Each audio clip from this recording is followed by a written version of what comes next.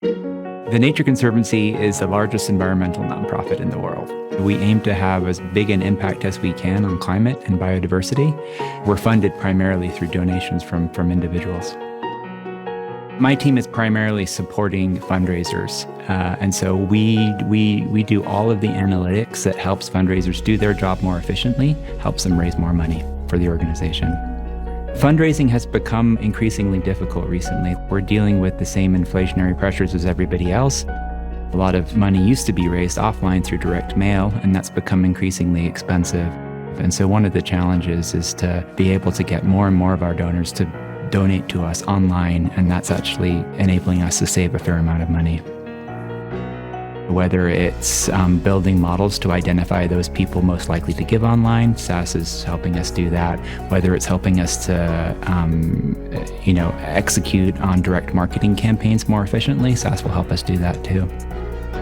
Prior to implementing CI360 and VIA, we were working in a very siloed environment. And we did have an analytics team before that, but even when my team would develop an effective model, it was actually hard to implement it because we were just dealing with too many different parts of the organization. Since we switched over to CI360, it's just become a lot easier to implement the stuff that my team is building. Increasingly, all of our direct marketing campaigns are using analytics. Whether it's just sort of a simple two-stage direct response model to ask string optimization model. Ask strings are very important to us. How much we're asking our constituents to give. If we ask for too much, they're not going to give. If we ask for too little, we're leaving money on the table.